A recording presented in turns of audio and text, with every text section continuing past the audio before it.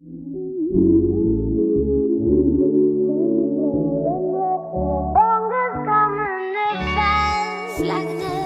77, Respect the Hustle with Tom Torero. It's October, the year is flying by. I hope your day game street hustling is going well. Maybe you're in the Northern Hemisphere and you've had a busy year. Maybe you're in the Southern Hemisphere and it's only just beginning with your spring and summer.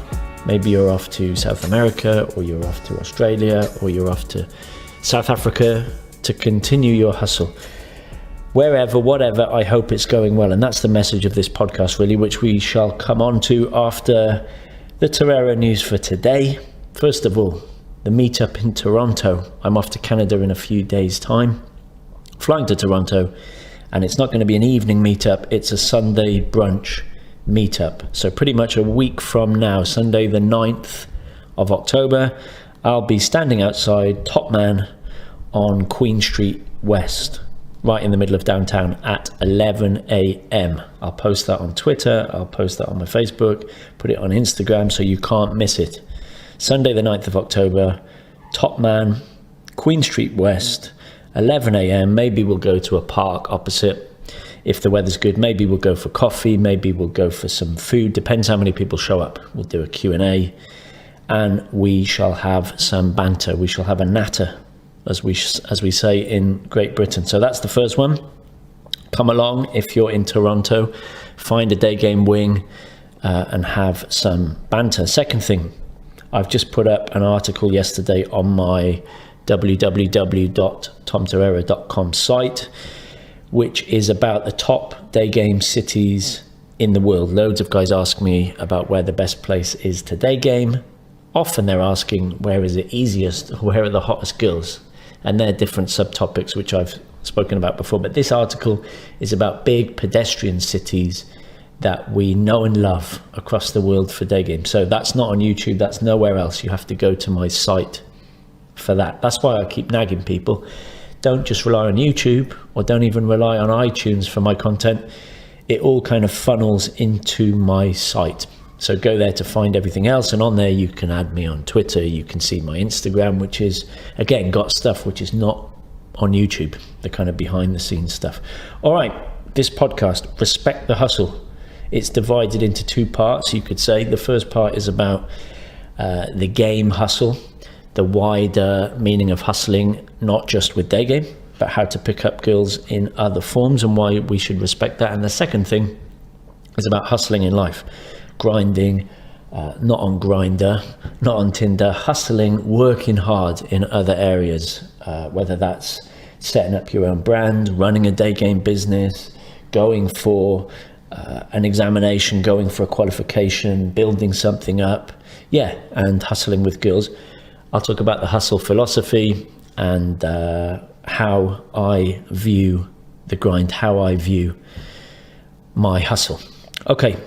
The first part is day game and the wider meaning of hustling, because many day gamers, and I've been guilty of this in the past, are very binary, very black and white. You could say very obsessive. They are purists and they say, well, only day game matters. Okay, forget night game, forget entourage game, forget ecosystem game, forget guys that do the kind of gym game or celebrity game. All that's cheating. And the only thing that matters and is real is day game. And the only thing I must do is jump in front of single girls and say the same thing, and that's what works, and that's pure. Okay, well, I can understand when you're getting into day game, it's good to be fanatical. And I certainly was fanatical for 2, 3, 4 years, obsessively working on this skill set. And it's a skill set, it's a form of game that gets you laid with hot girls, young hot girls, and it does what it says on the tin, so it's fantastic. But if you've read my first book, Day Game, guys are often surprised that I did some game in beer gardens. I did game in lounge bars. I did game in smoking areas. I did game with a wing. I did 2 sets. I did entourage game. I did some club game. I did stripper game. I did indirect game. I still do indirect direct opening. I open in shops and cafes and parks, not just jumping in front of girls on the street. That's what I mean by making it 3D. not just 2D. You don't want to be this robot. You don't want to see the London day game model as a religion set in stone, as a computer program. No. Okay, don't be rigid. Don't be blinkered. Don't be binary. Old school game is really just social dynamics. It's somebody with a high social intelligence, like Casanova. Yeah, it's an art form. It's called the pickup arts, not the pickup sciences, or it's not the mathematics of pickup. It's an art form. All right, and social intelligence is this wonderful wide thing. That's why I say night gamers have an advantage over day gamers, in that they are learning group dynamics. They are learning about IOIs and IODs in a much wider situation. They are learning the art of holding court in a social gathering, specifically the old kind of form of game where you really learned social dynamics bit by bit. This was fantastic. So you're not just a one-trick pony. All right, I love direct game. I love direct day game, but some guys see it as that's the only thing in existence. You go up to a girl, you tell her you like her. Is she a yes girl? Same day lay, bang. And they say, well, that's alpha, bro. Or the smash and grab guys, I call them in the night, where they say there is no game. Just grab the drunk girl, fuck her in a toilet, wham, bam, thank you, ma'am. Or even worse, the natural game guys that say there is no game at all. Align your chakras, be yourself, filter, find a girl who likes you. That's not nuanced game in the sense that it's an art, that you understand social dynamics, you have a high social intelligence, you're calibrated. Listen to my podcast on calibration. This is beautiful game. And that's why I'm saying respect the hustle. So if you are a day gamer listening to this, perhaps you are guilty of being a purist, respect night gamers. Yeah, respect guys that work massive groups. Respect guys that do entourage game. It's like I've said on a tweet, I think, or I've said in Street Hustle, day game is like a close-up magician doing a card trick or a coin trick to a small group of people at a table. A card magician with fantastic skill, very dexterous hands. Whereas night game, you could say, or entourage game, is like the big stage magicians, the David Copperfields, outrageous, outlandish props, costumes and music. It's an art form, all right? It's different to day game. I've said before, I've never really met a guy who's amazing at day game and a guy who's amazing at night game, because they are different parts of the brain, different personalities, different skill sets. Sure, the underlying mechanisms are the same, but you're practicing something obsessively. So respect those guys that have put in the 10,000 hours or whatever for night game, or guys that run promotion things and workout pool party game, workout table game in Vegas and Miami. Respect guys, and I've got friends that do this, that have dedicated their whole lives to ecosystem game. So they've become diving instructors, they've become hostel managers, they've become tour guides, they've become ski instructors, they've become DJs, they're in a rock band. They've put in the hundreds or thousands of hours, okay? And their system works. Undeniably, their system works. Same with the guy who's fanatical about do looks matter, and he's dedicated his whole life to the Jersey Shore, kind of made in Chelsea, made in Essex, gym game, the looks game. All right, there are lads in Cardiff and Swansea in South Wales that play this game massively with the tan and the gym and the steroids and the fashion and the white teeth. They get laid. They've dedicated a lot of time and resources to this. It's a form of game, whether you like it or not. It's like with fishing. There's different types of fishing, and I've said day game is one form of fishing, but there's also deep sea fishing. There is angling in terms of, I don't know, what's it called, where you fly fishing, that's what I'm thinking of. Fly fishing, standing in a river with your wellies. There is tickling fish. You can see my ignorance with fishing here. There's whatever, line fishing, net fishing, all these different types of things, many different ways to skin a cat, the saying goes. So if you're a day gamer, respect it.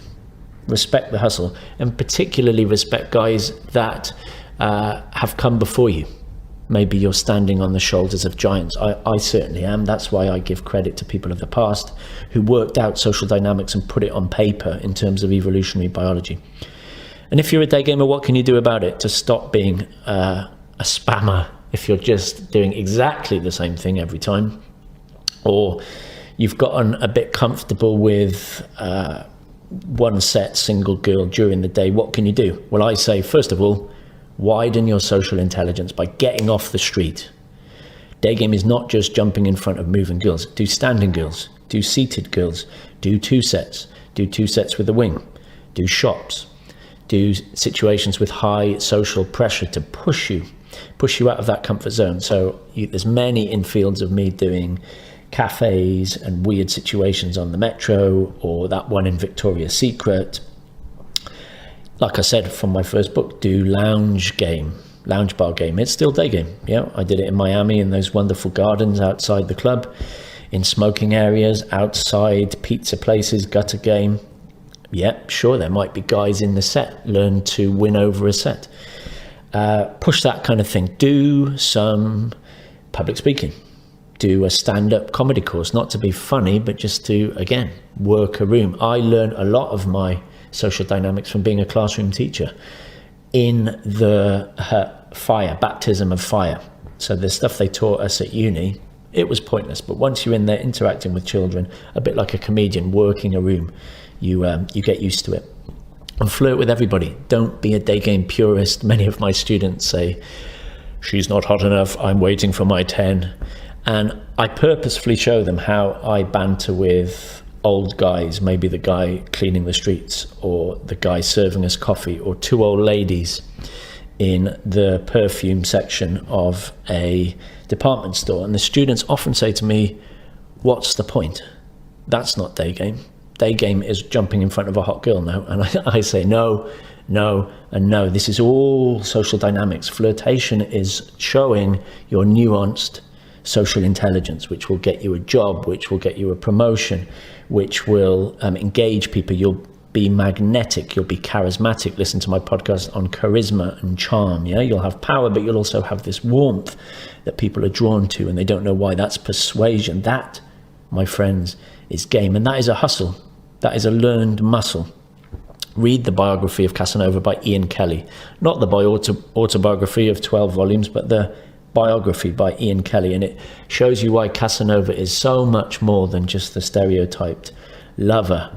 He was the master of social intelligence and weaving his way into high society through banter, through charm, through networking, and through hustling.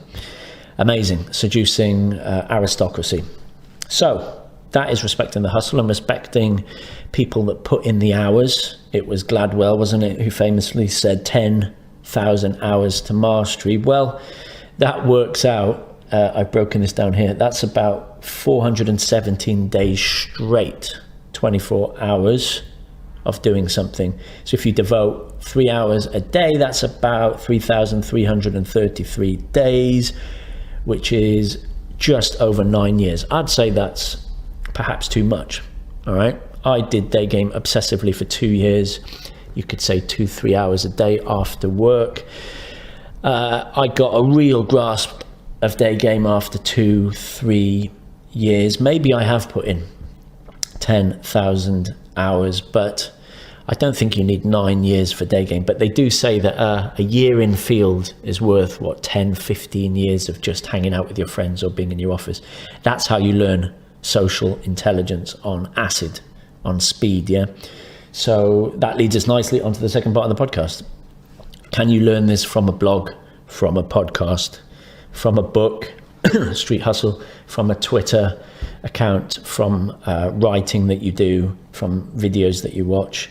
Can you learn social dynamics and game in that way? No. Shock horror, listening to this podcast or even reading Street Hustle will not get you good at game. I say it's 90% in field, 10% theory. So sure, if you're in field and you're implementing all this stuff, you need that 10% to top up, to refine, to tweak, to get you on the right path. That's the scaffolding, that's the stabilizers, that's the London Day Game model. But that's not game. So I famously said, talking about game, writing about game, watching game, reading about game, that's not game, right? Replace game with tennis or boxing. So talking about tennis, writing about tennis, watching tennis, reading tennis, knowing every single tennis statistic in the world won't make you a good tennis player. You have to face the balls coming at you again and again and again. Yeah, you might say it's 10,000 hours, You might say there's a predisposition to being fantastic, being one of the best tennis players in the world, but certainly you can get good, better than 99% of people by putting in those hours, putting in that work, having a coach for the 10%, but then the 90% is doing it. So my hustle philosophy part 2 is what my tagline says: grab life by the horns. Don't just watch it, don't read about it, but do it. Face the horns coming at you, face the bull coming at you. That's how you get good at bullfighting. Make your hustle louder than your mouth. That's the famous quote that I love, and that's why I started calling it hustling and then street hustling, because it's not just hustling in terms of a cheeky magic trick, a bit of deception, which is win-win, but it's hustle in terms of the grind. It's hustle in terms of doing, taking action, walking the walk. And this is what I'm famous for. This is what I preach. This is what I teach. This is what I live. So you've got to live it. You can't just talk about it. So I live this life now in that I quit my job, I travel, I do day game, I seduce, I teach other guys to do it, and then I document it. Yeah. So show, don't tell. There's far too many blogs and articles and Twitter accounts where guys are telling about their adventures and telling about what they're doing. Much easier to show it. So I've stopped nagging students. In the beginning, when I was teaching students, I'd go through every little thing that I wanted them to change. And then I realized it's far easier to, sure, tell them one or two things, but then show them through a demonstration or my general vibe, or like I said, talking to some old people, some old women, showing them what I meant, whether that's voice, posture, teasing, challenging, banter. It's all about execution, right? Life is all about execution. You can have the greatest plans, but until you start shipping it, until you start executing, man, nothing's going to change, right? Think about it in terms of sales and marketing. You could have a mediocre product, but somebody who's shipping it hard and who's marketing it and pushing it, that's going to do really well. Or you could have an amazing product with no marketing. Like I've said before, the Lamborghini in the garage. Nobody knows it's there. Nobody gives a shit. You can't win races until you drive it out of the garage. I'm passionate about this. Execute, execute, execute. It used to drive me mad at work when we had to sit in meetings and do planning, make written plans, do evaluation sheets, blue sky thinking, brainstorming. Meetings, especially those daily morning meetings, were just a chance for people to moan, to procrastinate, to complain. And all these are the antithesis of action, all right? They're poison. In terms of mental health, and this is something I've gone through, I've suffered from clinical stress, clinical anxiety, clinical depression, in terms of seeing medical professionals for this and getting treatment. Thinking is the enemy, all right? It's overthinking, it's procrastinating that leads to depression and anxiety. So if I could tattoo something onto my arm, maybe I will. It would just be think less, do more. Think less, do more, or just do. I might get D-O written in massive letters, because my anxiety, my stress, my depression comes from times when I'm not doing anything. I'm lazy, I'm sitting there. Maybe I've reached a target and I'm thinking, what now? What's the point? Then you start getting all these existential questions and worries in your head. What is the meaning of life? Where am I going? What did it mean? Oh no, that thing happened to me many years ago and now I'm trapped. What am I going to do? What's going to happen in the future? And then you just have overload of worry about the past, about the future. When, as cheesy as it sounds, we need to be in the moment. The only reality is now. Think less, do more. So whenever I get into that state, I stand up and I do something physical. I used to do this with kids. If kids sit down for too long, that's when the bad behavior starts. So every 5, 10, 15 minutes, just get them to stand up, turn around, put their arms in the air, sit down. So if you're worrying, you're stressed, number one, stand up, do some breathing, get physical. I go for a walk. As soon as I go for a walk, things start clicking into place. I feel better. As soon as I go for a day game stroll, it's like a meditation, right? That is my meditation. That is my quote unquote mindfulness, all right? It's the bungee jump into the now. As soon as I jump in front of a girl, it's a slap in the face with a wet fish, as we say in Britain. It's an ice bath. I've said many times, cold approach is where the rubber meets the road, right? Because pickup is a contact sport where you're getting this immediate feedback from reality. It's like rock climbing. And it's brutal. Often it's brutal feedback from reality. This is why men give up. They don't like it. The bigger your ego, the older you are, the harder it is to take this feedback from reality with quote unquote rejections and flakes. But that's what toughens you up. Yeah, you suck it up. Enough of the excuses. I've made videos. I've made part 1 and part 2 on my YouTube channel about day game excuses. Both excuses when you're on the street and excuses before you go out and do it. Not good enough, right? We need to execute. We need to implement. We need to start. And the hardest part, as the cliched saying goes, is to start. So get off your arse, and you often find, oh, it wasn't as bad as I was thinking. It was the worrying about starting. It was the procrastinating that is way worse than actually starting it. When you do your first approach, I say first one's the worst one. I famously said that. As soon as I've done that first approach, I'm like, oh, I don't feel apathetic anymore. I don't feel weird anymore. As soon as I've done 5 approaches, I am on. As soon as I've done 10, I am in flow. I am in the zone. My vibe is amazing. That's why I say to students, and I say to you, don't go home before doing 10. Yeah, because if you go home and if you do 2 and then go home, you've never hit that Zen state. So I'm nagging you to don't be a keyboard day gamer. Don't be a stay-at-home pickup artist. Don't be a paper tiger, they call it, hiding behind a blog or hiding behind Twitter, or even going to lots of seminars or downloading lots of stuff, reading about stuff. That's not going to get you good at tennis. That's not going to get you good at boxing. That's not going to get you good at cooking. And that's definitely not going to get you good at pickup. Pickup is a skill set that you learn in field. How many times do I have to say it? Yeah. So rubber meets the road. Get out there and do it. And we apply that concept across the board. So I certainly do with my life, whether I'm writing a book or I'm filming something or I'm booking tickets or I'm traveling, I just do it. Now, that's good and bad. It's good because I get things done. All right. I learned from my dad, bless him. His, you could say, bad habit was to start projects, but not finish them. And when we cleared out my dad's study a few years ago, we found 113 fantastic projects that were unfinished. Now, that's not knocking my dad, because he did write books and he was very successful, but he could have been even more successful with a lot of that great work if he had been the closer on it. So I'm very wary of that in terms of finishing writing a book, finishing shooting a video, editing it and uploading it, going to the place I said I was going to go, doing what I said I was going to do. Yeah. So be the closer, not just the opener. That both applies to day game and obviously your life. Being very careful of studying self-help material, because as I've said before, that's often mental masturbation. Yeah. I'm now in the habit of disregarding words. What I mean by that is disregarding what others write about me on paper, or they write to me and they say they're going to do. So maybe that's a YouTube comment. It's a nasty comment, or it's a nasty tweet, or it's a bit of a negative email, or somebody writes me a long plan of what they're going to do. Words, words, words. All right. Until I see action, until I see somebody doing something, it doesn't really mean much. And I've learned that about my own words and other people's words. Yeah. So I love it when I see a guy on the street doing day game, or a guy comes up to me and he's just done a bit of day game and he recognizes me and he comes up and he's in field. That's fantastic.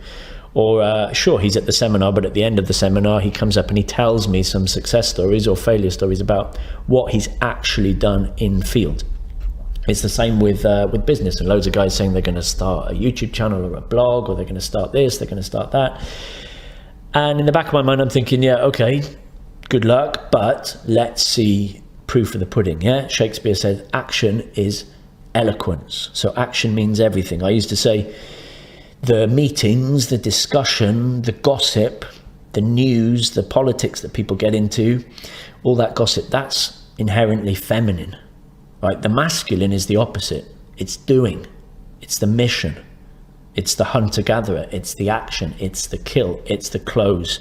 Not debating, not discussions, not gossiping, not getting dragged down into all this petty feminine gossip, but it's pure action, right? Action man, that's doing. And I love this quote.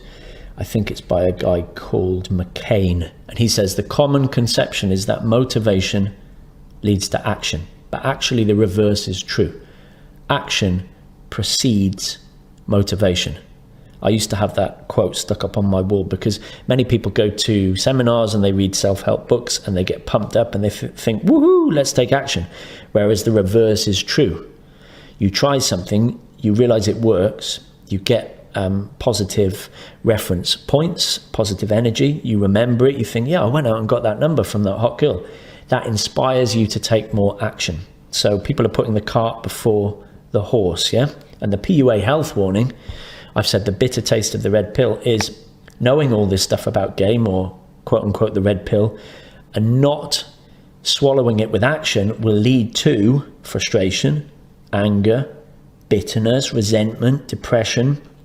And guys get addicted to this victim mentality. They get addicted to whining online, bitching online, complaining. It's toxic. And yeah, it's addictive. You're playing the victim. It's a downward spiral. It's what am I trying to say? You can have that upwards positive self-fulfilling prophecy, or this downward spiral, which is also the self-fulfilling prophecy. So let's wrap up this podcast because the time is flying by. There's so much I could say on action, but I wanted to finish with quotes that I've put on Twitter. I know, that's ironic. I'm putting quotes about taking action on Twitter and people are reading this and getting motivated, but I really do like these quotes. I'm not a big one for cheesy quotes with pictures of sunsets and dolphins on Facebook. But any quote about action which kicks me up the arse to taking action has got to be worth it, yeah? So here are some quotes that I've put on Twitter. Action will remove the doubts that theory cannot solve. Here's another one. Action expresses priorities. Here's another one. Action always beats intention. Here's one from Goth. Knowing is not enough. We must apply. Willing is not enough. We must do. Here's one from Robert Greene. Win through your actions, never through argument. Here's one from Emerson. An ounce of action is worth a ton of theory. And here's one from J.F. Kennedy. There are risks and costs to action, but they are far less than the long-range risks of comfortable inaction. So action, work, is the variable of success in your control. Think about that. Taking action bit, that's the bit that you can change to work towards being successful. Sure, you might say there's DNA. Sure, you might say there's luck, black swans and all that, but what you can change is the work rate, whether that's recording a podcast, writing a book, filming a video, editing a video, uploading a video, giving a talk, organizing a tour, traveling, teaching. Yeah, the actions of men are the best interpreters of their thoughts, said James Joyce. So judge a man by his actions, not his words. And we say that about girls as well. Yeah, don't listen to her words, listen to her actions, because definitely with girls there's this huge gulf between what they say and what they do. But do it with men as well. And don't be one of these keyboard guys that are complaining. Use the tools that you've got, the phone and the Twitter and the Instagram and the video and the blog, to fuel your action. Be accountable, document your action. Yeah, these are fantastic tools in times we live in with Wi-Fi and with the camera on your smartphone. These are fantastic. So you can use the blog for good. You can use your Twitter for good. Don't be this angry guy on the internet. I've jokingly said in the past, there's an inverse correlation between how angry you are on the internet and how many hot girls you sleep with, or you could say how successful you are. All right, so be careful what you think about. Be careful where you put your attention, because our thoughts become our actions, our thoughts become our behaviors, our thoughts ultimately become our habits. And that's your decision, my friend, what you're hustling on. Are you a negative hustler? Are you a positive hustler? I thought I would get a bit of burnout this year, like I've got in 2015 and 2014, but because of the balance in hustling that I've been doing this year, I feel energized. I'm certainly not slowing down. I'm just getting started with this Tom Torero grab life by the horns, day game street hustle thing. I'm full of energy. The balance is good. I'm not taking a massive winter hibernation this year. I am ready, and I thank you for your support on iTunes, on YouTube, on social media, on coming up to me, on buying the stuff that I put out. It means a lot. It allows me to do what I do. It fills me with gratitude. I don't take it for granted, and I'm very, very grateful. And I hope the hustling that I'm doing is inspiring your hustle. Let me know whether that's day game, whether that's unplugging, whether that's minimalistic living, whatever, go in for it.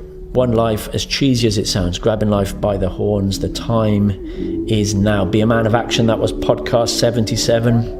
Respect the hustle.